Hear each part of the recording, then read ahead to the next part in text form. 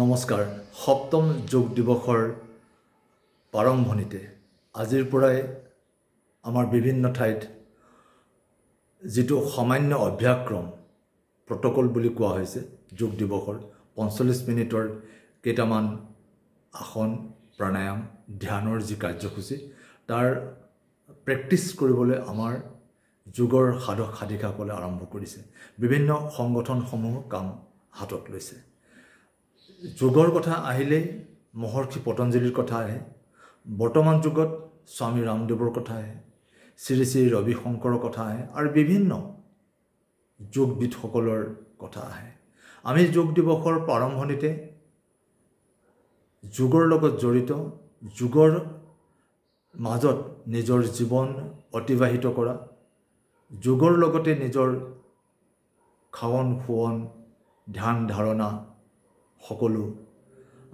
সন্নিবিষ্ট কৰি সমাহিত কৰি জীৱন নিৰ্বাহ কৰা যোগ শিক্ষকসকল যোগ গুৰুসকল ঋষি সন্ত পুৰুষসকলক প্ৰণাম জনাইছোঁ শিৰনত কৰি নমন বন্দন হাজাৰ বছৰ আগৰ পৰাই হাজাৰ বছৰ পুৰণা সংস্কৃতি এয়া ভাৰতৰ সেই হাজাৰ বছৰ চলি থকা যোগৰ ধাৰণাখিনিক প্ৰায় 195টা শ্লোক সংস্কৃত শ্লোক পাদ পাতিকাক একত্ৰিত কৰি মহাৰাজ ইক্ষ্বাকুৰ ৰাজপুৰোহিত মহৰ্ষি পতঞ্জলিয়ে সেইবোৰ একেলগ কৰি ৰচনা কৰিছিলে এখন গ্ৰন্থ যাক আমি যোগ দৰ্শন বুলি জানো যোগ দৰ্শন পঢ়ি অভ্যাস কৰি তাৰ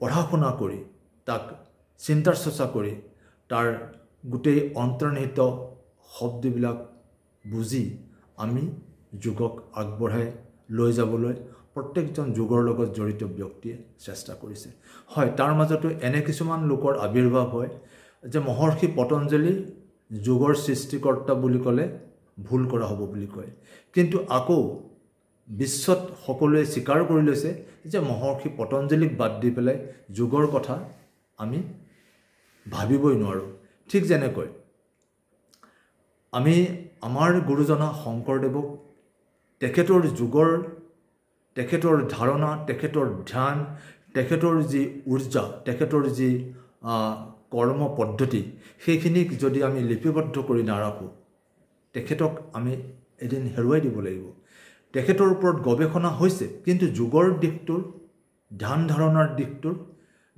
যিমান দূৰ সম্ভৱ বিশেষ গৱেষণা হোৱা নাই আৰু আমি পৰৱৰ্তী প্ৰজন্মক উঠি অহা ল'ৰা ছোৱালীখিনিক মহাপুৰুষজনৰ যোগৰ লগত জড়িত কথাখিনি নজনাকৈ আমি হয়তো জীৱন লীলা সামৰিব লাগিব সেইটো আমাৰ ভুল হ'ব কিন্তু বাবা ৰামদেৱে 80খন দেশত মহাপুৰুষ শংকৰদেৱৰ যোগৰ লগত থকা ধ্যান ধাৰণাখিনি প্ৰতিষ্ঠা কৰিবলৈ চেষ্টা কৰিছে মাটিয়াখৰা নৃত্য এটা যোগৰে এটা চিহ্ন প্ৰত্যেকটো সত্ৰীয়া নৃত্য যোগৰ লগত জড়িত আসনৰ লগত জড়িত ধ্যান ধাৰণাৰ লগত জড়িত তেখেতৰ কৰ্ম পদ্ধতি মহেশ যোগী হওক স্বামী শিৱানন্দ সৰস্বতী হওক মৌৰাজী দেশাই হওক নানান যোগৰ লগত জড়িত পুৰুষে মহাপুৰুষে মহৰ্ষিয়ে যোগৰ কাৰণে ভাৰতৰ আধ্যাত্মিক উন্নতিৰ কাৰণে ভাৰতৰ চিকিৎসা বিজ্ঞান জ্যোতিৰ্বিজ্ঞান অংক বিজ্ঞান গণিত শাস্ত্ৰ সকলোখিনিৰ কাৰণে যিমানখিনি অৰিহণা আগবঢ়াই থৈ গৈছে হয়তো গোটেই ভাৰতবৰ্ষ বিশ্বত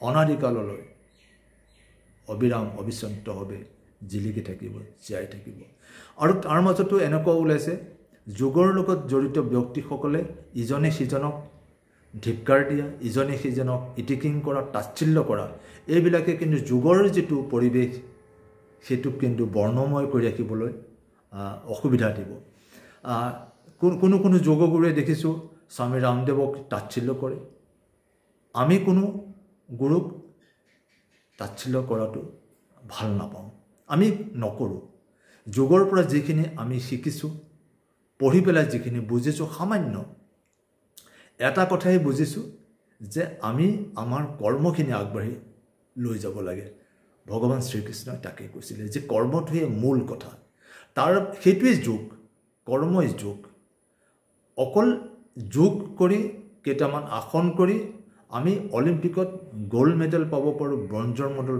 পাব পাৰোঁ আৰু স্বামী ৰামদেৱৰ নেতৃত্বত নেশ্যনেল যোগাসন স্পৰ্টছ ফেডাৰেশ্যন অফ ইণ্ডিয়াই এইখিনি কৰ্মই কৰিছে যে অলিম্পিকত যোগক খেল হিচাপে অন্তৰ্ভুক্ত কৰিব লাগে।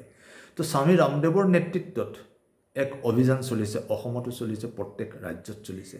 সেই অৱস্থাত যদি স্বামী ৰামদেৱক অৱজ্ঞা কৰা যায়, স্বামী ৰামদেৱে বা পতঞ্জলি যোগপীঠৰ যোগ শিক্ষকে কোনো যোগগুৰুকে অপমান কৰা নাই, তাচ্ছিল্য কৰা নাই, ইটিকিং কৰা নাই, অৱহেলা কৰা নাই। আৰু সেইটো কাৰণে বোধ কৰোঁ অষ্টাংগ যোগ, মহৰ্ষি পতঞ্জলিৰ অষ্টাংগ যোগক আমি 8টা অংগক বেলেগ বেলেগকৈ অভ্যাস কৰিছোঁ। কিন্তু মহৰ্ষিয়ে কিন্তু কৈ গৈছে যে 8টা যোগ কিন্তু একেই, 8টা অংগ আমি একেলগেই অভ্যাস কৰিব লাগিব, তেতিয়াহে আমি সমাধিপ্ৰাপ্ত হ'ম। আমি কেৱল যোগ কৰিছোঁ, যোগৰ দ্বাৰা আমি সমাধিপ্ৰাপ্তৰ কাৰণে হাবিয়াস কৰিছোঁ, হাবাথুৰি খাই পৰিছোঁ। যম নিয়ম আসন প্ৰাণায়ামটো কৰিবই লাগিব, প্ৰাণায়াম নকৰাকৈ আসনটো কেনেকৈ হয়? তাৰপিছত প্ৰত্যাহাৰ আহিব। প্ৰত্যাহাৰ যদি নকৰোঁ, আমাৰ যদি বেয়া বস্তুবিলাক ওলাই নাযায়, আমি যদি সমাধিলৈ আমি কেনেকৈ যাম? ধ্যান ধাৰণাৰ কথা থাকিব, মেডিটেশ্যন থাকিব। মেডিটেশ্যনটো অকল যোগ হ'ব নোৱাৰে, কেৱল যোগেই মেডিটেশ্যন হ'ব নোৱাৰে। সেইখিনি আমি অধ্যয়নৰ পৰা পোৱা কথাই আপোনালোকক কৈছোঁ।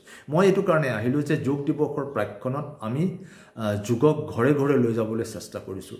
আজি আমাৰ জকাইচুকত থকা গাঁওখন, মোৰ গাঁওখনৰ সেই এজন পিছপৰা গাঁৱৰ এজন ৰোগী যদি কঁকালৰ বিষ হয়, তেওঁ হিমালয়ৰ পাদদেশত গৈ পেলাই, হিমালয়ত গৈ, কোনো পৰ্বতত গৈ, জংঘলত গৈ, কোনোবা আশ্ৰমত গৈ, কোনোবা যোগীৰ ওচৰত গৈ তেওঁৰ কঁকালৰ বিষটো ভাল কৰিব নোৱাৰে, সেইখিনি তেওঁ ঢুকি নাপায়গৈ। কিন্তু আধুনিক প্ৰযুক্তিৰ সহায়ত স্বামী ৰামদেৱ আহি সেই ভিতৰুৱা গাঁওখনৰ সেই কঁকালৰ বিষ থকা, মূৰৰ বিষ থকা ডায়েবেটিছ ৰোগীজনৰ ঘৰত আহি পাইছেহি হাইটেক প্ৰযুক্তিৰ সহায়ত। আৰু তেওঁ আস্থা চেনেল চাই, ইণ্ডিয়া টিভি চাই, নাইবা অন্যান্য ছ'চিয়েল মাধ্যমৰ মাধ্যমত তেওঁ শিকি পেলাই কঁকালৰ বিষৰ পৰা উদ্ধাৰ পাইছে। কোনোবাই বস্ত্ৰ লৈ পেলাই ইটিকিং কৰে, কি গেৰুৱা বস্ত্ৰ পিন্ধিছে, যে কেৱল বগা বস্ত্ৰ পিন্ধিলেহে চিকিৎসক হ'ব পাৰে নেকি? গেৰুৱা বস্ত্ৰ পিন্ধিলে তেওঁ ধোকাবাজ হৈ যায় নেকি? তেনেকুৱা কথাও আমি টিভিত পঢ়িবলৈ পাইছোঁ, কোনোবাই কৈছে। হয়, আমাৰে কোনোবাই ব্যক্তি আকৌ মই যেতিয়া ধুতি পিন্ধোঁ, ধুতি পিন্ধি কৰিবলৈ গ'লে তেওঁ ইটিকিং কৰে। তো আমি যেতিয়া আমাৰ পৰম্পৰাক পাহৰি যাব খোজোঁ, আমাৰ ইতিহাসক পাহৰি যাব খোজোঁ, আমি আমাৰ শাক পাচলি খাবলৈ পাহৰি যাওঁ, আমি কঁঠাল, মাটি কঁঠাল, পানীলাও, সি বামি চিৰাল বুলি কওঁ, সেইবিলাক ফল মূল আমি নাখাওঁ আজিকালি। আমি ড্ৰাই ফ্ৰুটছ খাওঁ, ড্ৰাই ফ্ৰুটছো খাব লাগে, তাৰ মই বিৰোধিতা কৰা নাই। কিন্তু আমি নিজৰ গাঁৱৰ পৰম্পৰাটো, আমি নিজৰ শিপাডাল, আমি নিজৰ আই বোপাইক পাহৰিবলৈ চেষ্টা কৰা নাই জানো? যদি আমি গুৰুক পাহৰিব খোজোঁ, মোৰ অ আ ক খ ABCD শিকোৱা গুৰুজনক যদি মই পাহৰি যাওঁ, মোৰ মা দেউতাক যদি পাহৰি যাওঁ, মোৰ বংশ যদি পাহৰি যাওঁ, মোৰ দেশখনক পাহৰি যাওঁ, মোৰ মাটিক পাহৰি যাওঁ, তেতিয়াহ'লে আমি যোগ কৰাটো বৃথা। যোগ কৰক, নিজৰ দেশৰ মাটিৰ লগত মিলি থাকিব বিচাৰক, নিজৰ শিপাডাল কেতিয়াও নাপাহৰিব, পিতৃ মাতৃ গুৰুজনক কেতিয়াও অৱহেলা নকৰিব, অৱজ্ঞা নকৰিব, তাচ্ছিল্য নকৰিব। আৰু জোৰ কৰি পেলাই, হয় মই পুনৰাই কৈছোঁ, আপুনি জোৰ কৰি পেলাই কোনোবা মানুহক আপুনি আপোনাৰ ধাৰণাৰ পৰা আঁতৰাই ৰাখিব নোৱাৰিব। আপুনি মহৰ্ষি পতঞ্জলিৰ যোগ সৃষ্টি কৰা নাই বুলি ক'লেও মহৰ্ষি পতঞ্জলিয়ে হৈ থাকিব, স্বামী ৰামদেৱে হৈ থাকিব, শ্ৰী শ্ৰী ৰবি শংকৰ গোটেই বিশ্বত বন্দিত হৈয়ে থাকিব। এই মহাপুৰুষ শংকৰদেৱ যুগে যুগে হাজাৰ হাজাৰ বছৰলৈ জীয়াই থাকিব। আমি তেওঁক চৰ্চা কৰোঁ বা নকৰোঁ, তেওঁ কিন্তু নোহোৱা হৈ নাযায়। কিন্তু তেওঁক ব্যাপক ৰূপত লৈ গৈ আমাৰ উত্তৰ পুৰুষ, আমাৰ ভৱিষ্যত প্ৰজন্মক দিবৰ কাৰণে কিন্তু আমাৰ কৰ্তব্য আছে, বহুতখিনি কৰিব লগা আছে। আমি অধ্যয়ন কৰি তেওঁলোকৰ ওচৰলৈ এইখিনি লৈ যাব লাগিব, নহ'লে আমাৰ ল'ৰা ছোৱালী, আমাৰ সতি সন্ততি আমাক দোষাৰোপ কৰিব। সেই দোষাৰোপৰ কবলত যাতে আমি নপৰোঁ, নজনাকৈ, নুশুনাকৈ, কেৱল কল্পনাৰ ওপৰত ভিত্তি কৰি কিছুমান তথ্য আমি প্ৰস্তুত কৰি ধুনীয়া শব্দৰে প্ৰস্তুত কৰি উপস্থাপন কৰিব পাৰিছোঁ বুলিয়েই মোৰ কথাটো হয়তো ৰজি নাযাবও পাৰে। সেইকাৰণে আমি আমাৰ কৰ্মত ব্ৰতী হৈ থাকোঁ। আহক আমি পূৰ্বৰ হাজাৰ বছৰৰ পৰা চলি অহা যোগীসকলক, ঋষিসকলক, মহৰ্ষিসকলক, যুগৰ লগত জড়িত সমস্ত জগত ব্যাপী থকা আমাৰ যুগবিদসকলক পুনৰবাৰ শ্ৰদ্ধা জনাইছোঁ, প্ৰণাম জনাইছোঁ। মোৰ বক্তব্য আজিলৈ ইমানতে সামৰিলোঁ। ধন্যবাদ। ওম।